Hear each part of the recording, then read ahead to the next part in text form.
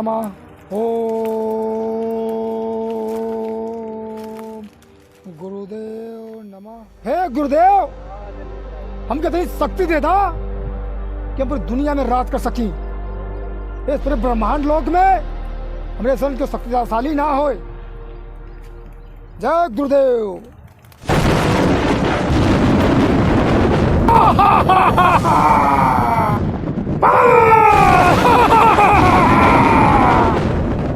पूरे ब्रह्मांड में हमने ज्यादा शक्तिशाली क्या हुई।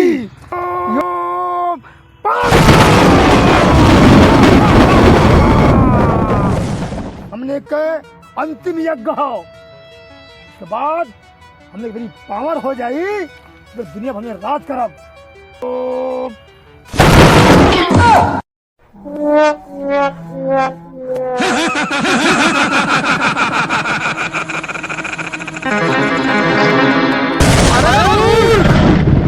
तुझे अपने शक्तियों बढ़ाना है तो तू पहला बड़ी राम कर। देव, तू कहाँ बैठा? जितना तू सिद्ध करबे उतना तो शक्ति बढ़ी। गुरुदेव, हम जरूर सिद्ध करब। आशीर्वाद दे गुरुदेव, आशीर्वाद दे। हाँ तो तू पहले नागमणि सिद्ध कर। हम जरूर सिद्ध करब।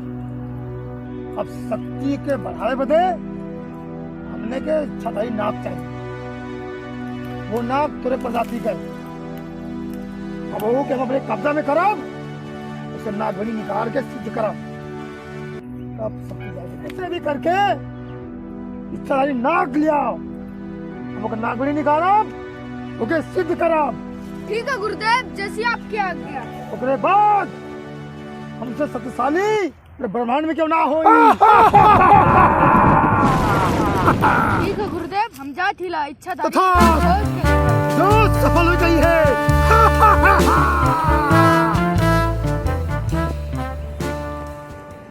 सर्वा इच्छाधारी नाग मिली कहाँ?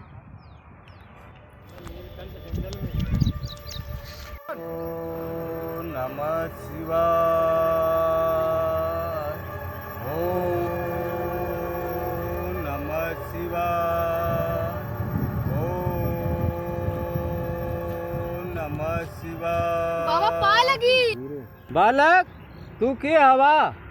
बाबा तू लोग सफेरा हुआ ना? हाँ बच्चा, हम लोग सफेरा हैं। बाबा हमके जंगल का तमाम सब चाहिए। बच्चा का करबे त? हमरे गुरु का आदेश है। ठीक है बालक, चलो रे चेला, चलो।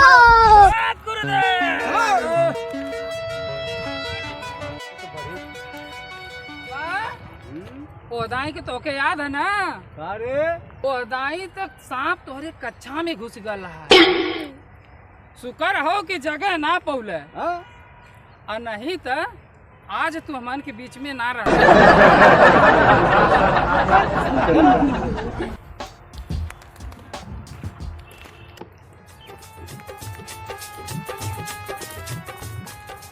हो जाओ।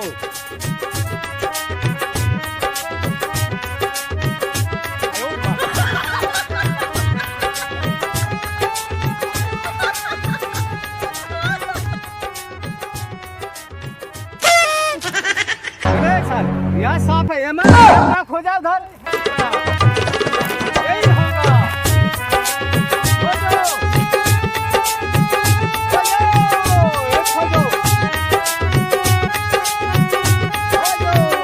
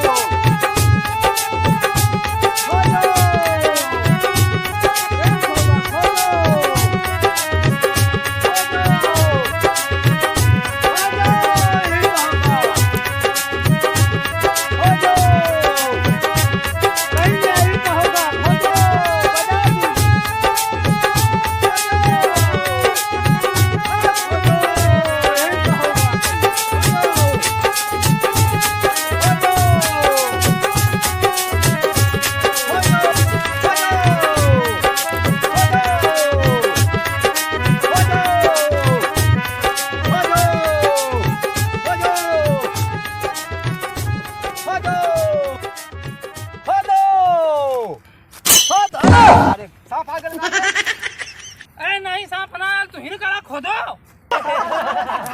बाबा ऐसे सांप ना मिली। अब भाई ला पकड़ा तू बीन पकड़ा। हाय झोली हमके दा। ले अब चला खोजर सांप। चल चला चलो।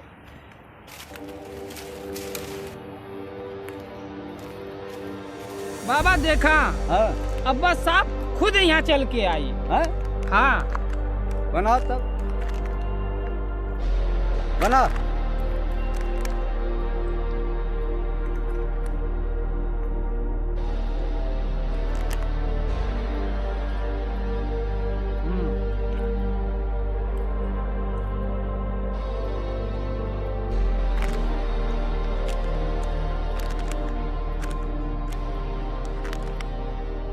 हाय दा अब हमार बीन बजा।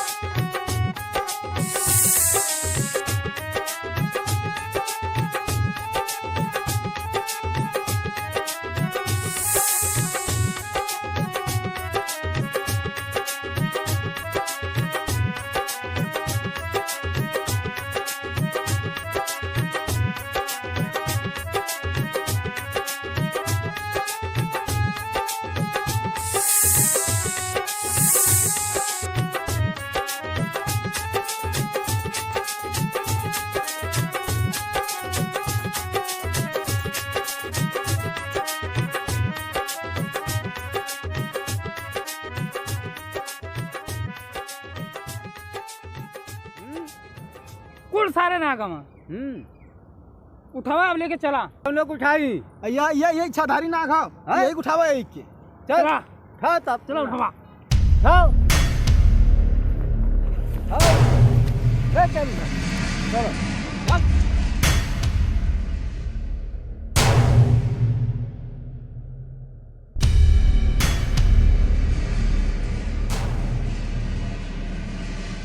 भाई अपना साफ समारा, हमने जहाँ जाता भैया।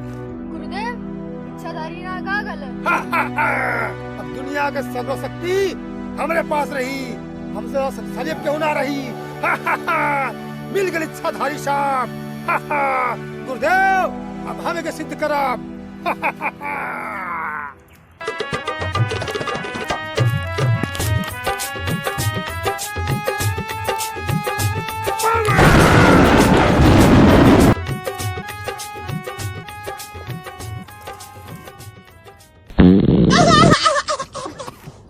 करे इस बार सांप हो या पदवास ला लेता है।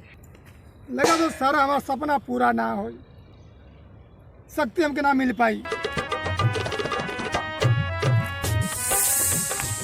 हो गया झंडा पड़ गया। ये चलता कौन है रे? ना हो ना आइला वो तो हम पिए के मारे चल गल लाली। सपना टूट गया, हम विफल हो गई। करे तो काले चढ़ाई साफ है, साफ हुई।